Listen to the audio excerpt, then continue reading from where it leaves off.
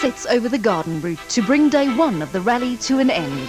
Only one single day of the 2012 South African Rally Championship remains. And this is it, the day that will see the crowning of a new champion. But before the champion-to-be will get the opportunity to spray champagne from the podium in Wilderness, they will all have to contest 6 stages on extremely dangerous and demanding forest roads near the coastal town of Knysna. And considering what day 1 has done to the competitors, day 2 had all the makings to be even more challenging. A fitting finale for one of the closest championship battles in years. There are no qualifying stages or any other strange ways to determine starting positions on day 2. The leaderboard of day 1 determines starting positions on this day, so if Mark Cronje and Robin Houghton want to win the rally, they will have to work hard for it. Simple as that. Cronje was fast as always, but soon had something to be concerned about. Left one into narrow rocky, caution right over crest, is left 9 over dip. Right, left 9 over dip. Got a puncture. Okay, don't worry, 2 close to go. Left 9. It was indeed a puncture. Cronje soldiered on and reached the end, but as the first car on the road, he had no idea how much time he would end up losing. Left 8, no cut, narrow over bump. We were trying to keep it tidy. We don't even know where we hit there. It was completely off. So anyway. Behind Cronje, the BP Volkswagen Polo of Enzo Keen and Guy Hodgson would not be aware of Cronje's puncture. Cronje's time was 7 minutes and 33 seconds, and Keen crosses the flying finish in 7 minutes and 30 seconds. Only 3 seconds faster. Double caution, left 2 over jump, stay out. The gap between Keen in second place and the Sasol Ford of John and Douglas Williams in third was not even 2 full seconds, and it was about to get even less. Williams crosses the finish with a time of 7 minutes and 29 seconds. The gap between second and third is now less than a single second. Ergen Fekken and Pierre Arries started day 2 in 4th position overall and well within striking distance of a podium position. The BP Volkswagen blitzed through stage 6 in a time of 7 minutes and 17 seconds to close in on John Williams by a full 12 seconds. So Fekken was on a charge until halfway through stage 7.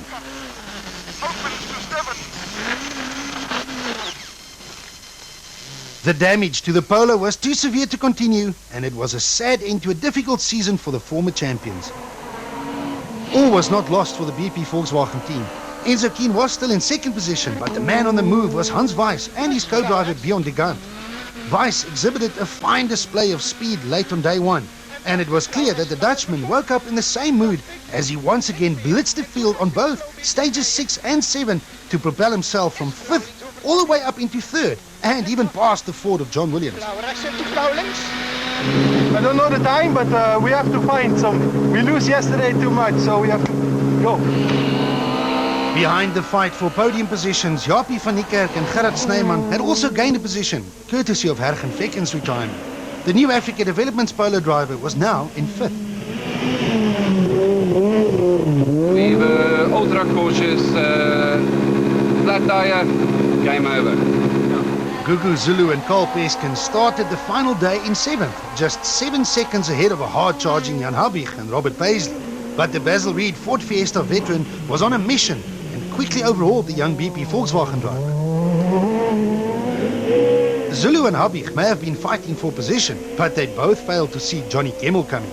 Kemmel and Swan still had a sniff of a championship inside, so the Castle Toyota driver gave it one last shot by setting the 3rd and 4th fastest times respectively to leapfrog both Zulu and Habig, but he was still nearly 3 minutes behind his championship rival Cronje.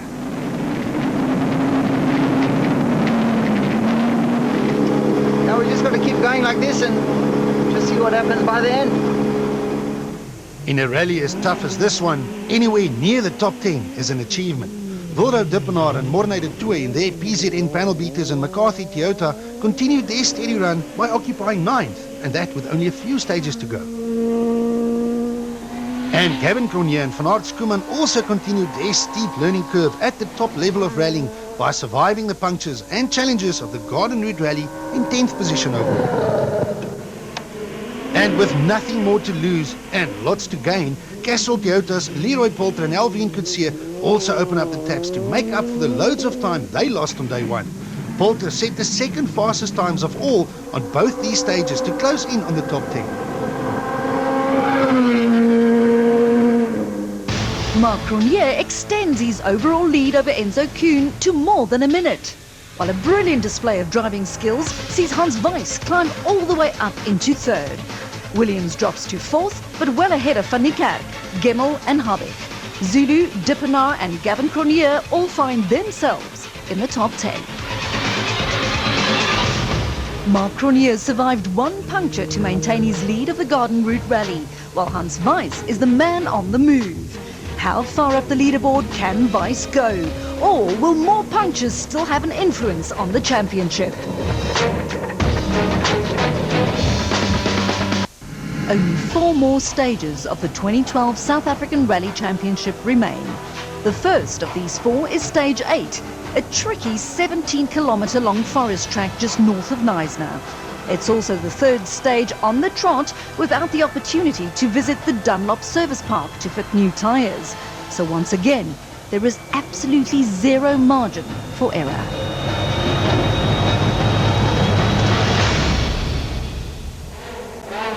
Gugu Zulu and Carl Peskin remains well inside the top 10 by setting the 10th fastest time in the older BP Volkswagen Polo. Charles Wilkin and Greg Godrich in the Basil Reed Ford Fiesta finally managed to break into the top 10 with the 9th fastest time. It's the new Africa Developments Volkswagen Polo of Jaapie van Niekerk and Gerard Snyman who cemented their overall position with the 8th fastest time. In the battle for third in the championship between the Sasol Ford of John Williams and Father Douglas and the Basil Reed Ford of Jan Habeck and Robert Paisley, it's Habeck who beats Williams, but only by 1 second, which does little to influence the overall standings. Johnny Gemmel and Callan Swan have not given up hope yet, but the 5th fastest time did not help them to improve on the overall position either. The Castrol Toyota is still in 6th overall and at this point losing the championship.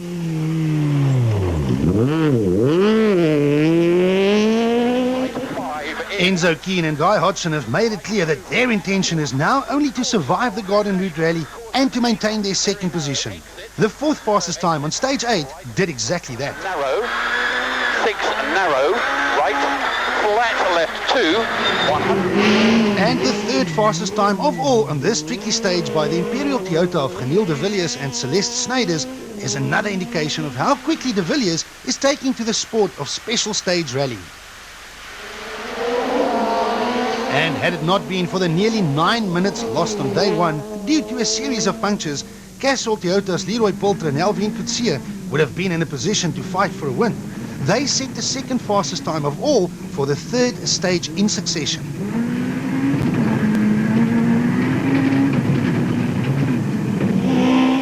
This is Marc Cronje and Robin Houghton, rally leaders and odds-on favourites to win the 2012 South African Rally Championship. So far, Cronje has managed to stay out of trouble, but not for long. Long left 4, Tyson's narrow 7. Tyson's narrow 7 into fast bump left 1. Got another puncture. Okay, we've got a long to go, 12 to go. We have to change it. Fast bump left 1 and fast left 2, left 3, right 7, left 3, Another right 7. puncture. This time, the Sasol Ford driver has no option but to stop and change the damaged rubber while the clock keeps ticking away. Nearly 3 minutes, and the lead of the Garden Route Rally is lost. This is the gap that Hans Weiss and Bjorn de Gant have been looking for. The fight back from the Dutchman on day 2 has been very special and one of the highlights of the season so far. Weiss puts the hammer down once again to win his 5th stage in succession and the 3rd of the day to rocket straight past his teammate Enzo Kuhn and with Cronje hitting trouble, also straight into the rally lead. The name Cronje drops from 1st to 4th courtesy of a puncture, while a spectacular display of speed and driving skill sees Hans Weiss take over the top spot, ahead of teammate Enzo Kuhn. Williams moves up into 3rd, while Van Niekerk still leads Gemmel and Habeck in 5th, 6th and 7th respectively. Gugu Zulu is 8th, ahead of Gavin Cronje, while Charles Wilkin rounds off the top 10. It's time for a much-needed break in the Dunlop Service Park.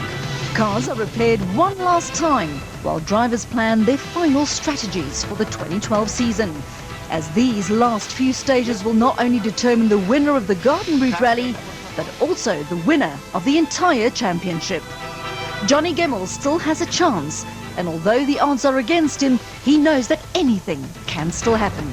Yeah, no, there's some tricky stages there to do again, repeats of what we've just done. And one little mistake in problems. Marc Cronje's rally-winning aspirations have just been thrashed, but he's still on track to become the champion. We're forgetting about where we are in terms of the day. We're just focusing on where Johnny's lying at the stage and making sure we finish the event. I think that's critical for us. Enzo Kuhn has managed to stay clear of trouble and is still in second. A lot of punctures lurking there in the bushes, you know, massive rocks. And an inspiring drive from Hans Weiss sees him take over the lead of the Garden Route Rally. Yeah, it's nice. So we passed Williams and Enzo, and okay, Mark had some problems, so we passed him also, and we're in the lead now. I'm really happy with that. So The cars are fueled, and with new rubber fitted, will now head off to take on the last three stages of 2012. Stages 9, 10 and 11 are exact repeats of the same three stages from earlier in the day. So the drivers will be wary of all the rocks that could lead to punctures and maybe even retirement. Geniel de Villiers and Celeste Snyders were stuck for nearly 20 minutes in stage 3 the day before. But in typical Dakar fashion, de Villiers soldiered on during day 2 to set a few very impressive stage times and to reach the finish of the Garden Route Rally. It would also have served as great preparation for the Imperial Toyota team, who will depart for South America in a few weeks to once again take on the grueling Dakar. We wish them well.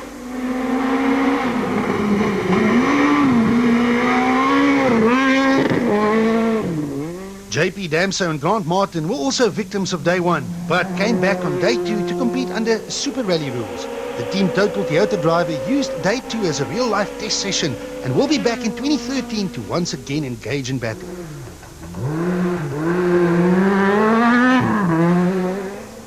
Namibian driver Wildo Dippenaar is only 19 years old, and together with co-driver Morne de Tooy, the PZN Panel Beaters and McCarthy Toyota driver displayed loads of talent during the 2012 season.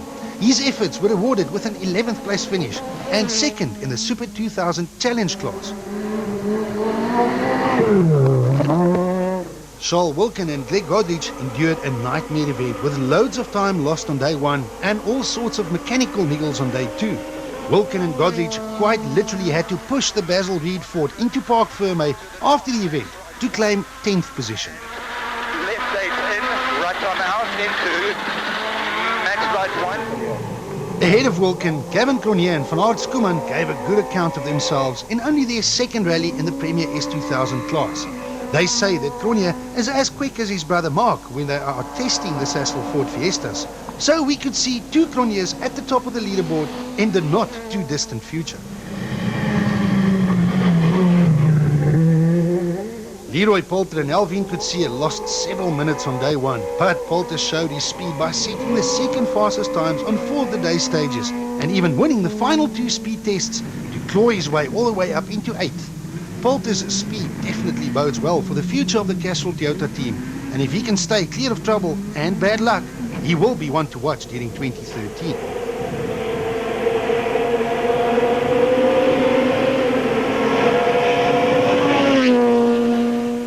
Another one to watch in 2013 will be Gugu Zulu and co-driver Carl Peskin. The BP Volkswagen driver managed to finish every event in 2012, and he adds another 7th place finish to go with the S2000 Challenge Class title, which he already managed to wrap up a month ago in Polokwane. A good season for the talented Zulu warrior.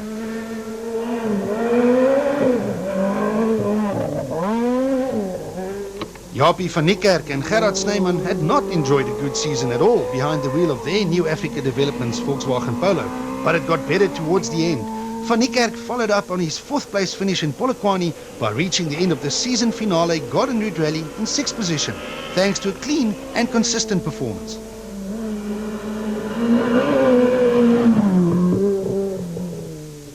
Van Niekerk did, however, receive a little assistance from 6-times champion Jan Habig and Robert Paisley.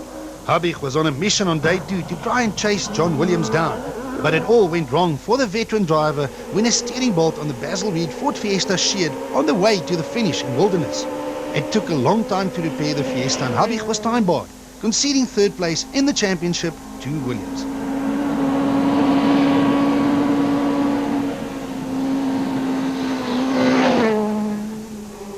And speaking of conceding championships, Johnny Gemmell and Caroline Swan put up a brave fight throughout the entire season, and especially on the final day of the Garden Route Rally. But there was nothing more that the Castrol Toyota stalwart could do. Gemmell fought back to reach the Wilderness finish in 5th position overall. So close, but yet so far. Be assured though that this will only inspire Gemmell and his Toyota team to fight back even harder in 2013.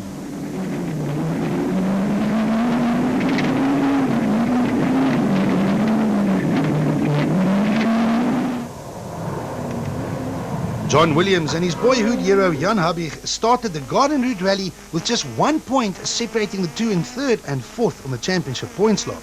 Williams had a difficult rally as he had to make sure he stayed ahead of Habig, but at the same time a fight for a podium position was well within striking distance. He did however do the right thing by refusing the temptation to get involved.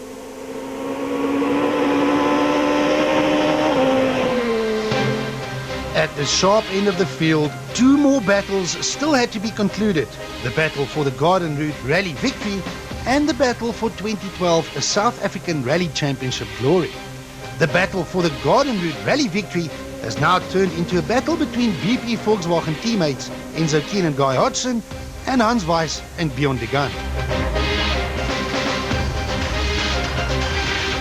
Weiss started this loop of stages with a 12-second advantage over his teammate Keen, but the young Dutchman was simply in a class of his own on the final day. On stage 9, he claimed his 7th stage win of the event to extend his lead to a full 33 seconds. The popular youngster was on course to claim his first victory on South African soil. While Weiss was gunning for gold, Enzo Keen knew that he had more to lose than to gain. Keen is not a double champion for nothing and knew that pushing any harder could only result in disaster. Settling for 2nd position was therefore not only a safe call, but also a good one.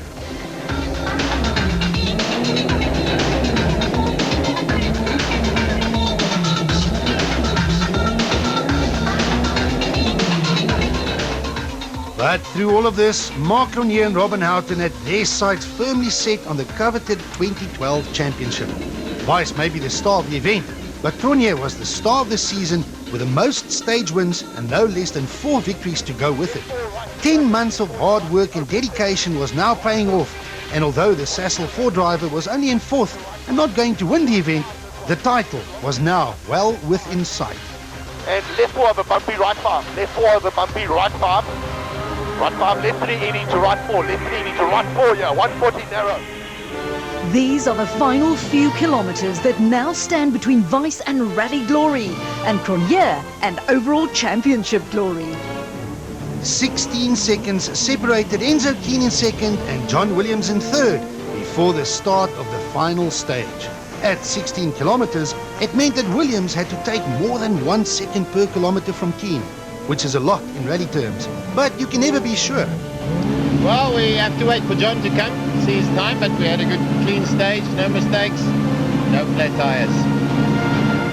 Keen had nothing to worry about, as his time of 15 minutes and 21 seconds was 6 seconds faster than the time set by Williams. So, 2nd position for Keen and 3rd for Williams. It was tough coming here, trying to get a good result, because sometimes you only remember it for your last one, so we wanted to have a good event, and yeah, I'm very happy with that. That's awesome. The charismatic Hans Weiss and co-driver Bjorn de Gant only had 16 kilometers between themselves and an emphatic maiden victory on South African soil. The Dutchman won almost every single stage, and although he didn't have to, even came close to winning the last stage of the event for one of the best comebacks we've ever seen. A fantastic maiden victory for both Weiss and the new BP Volkswagen Polo. Yeah, finally! I think the team did a good job, and we pushed like hell, you know. You lose 2 minutes and 40 seconds and you can win the rally. So keep on pushing till the end, till the flag is down. So really nice. Only one thing remained. And that was for Mark Cronje and Robin Houghton to cross the flying finish of the last stage of 2012. After losing the 2011 title in a court of law, Cronje would feel that this was nothing more than justice. Yes, I'm with you. All your work, huh? It's well done. You did brilliantly. The Sasol 4 driver did everything right in 2012 to claim the title of South African Rally Champion. Yeah, mission accomplished, but it was a tough round. For the last one, it was a really hard race, you know. So to have this right at the end, yeah, the organisers have really taught us a good lesson. But it's been a great journey. I've really enjoyed my ride. Hans Weiss wins the battle by claiming a commanding victory on the Garden Route Rally for BP Volkswagen. But Mark Cronje wins the overall war by becoming the 2012 South African Rally Champion. Enzo Kuhn makes it a 1-2 for Volkswagen, while William takes third in both the rally and the championship. Gemmell fought bravely to claim fifth, but it wasn't enough. While Van Niekerk, Zulu, Poulter, Gavin Cronje and Wilkin complete the top 10 on the last rally of 2012. John Williams and Father Douglas spray the champagne from the third step of the podium. Enzo Kuhn and Guy Hodgson end their season on a high with another good result for the new Volkswagen Polo. And Hans Weiss and Bjorn de Gant end their South African odyssey with a fine victory.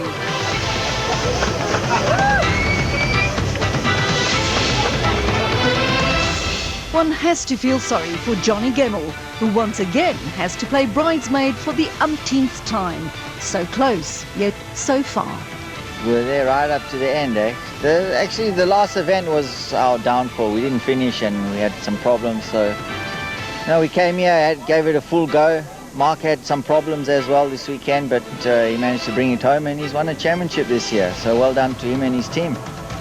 But the overall spoils go to Mark Cronje and Robin Houghton, who are crowned South African Rally Champions, something which sponsors Sasol are obviously very proud of. Well, I think as representative of sheer consistency on the side of the team as well as Sasol, and I think the hard work throughout this entire season paid off, which as a premier sponsor of the team, we're indeed proud.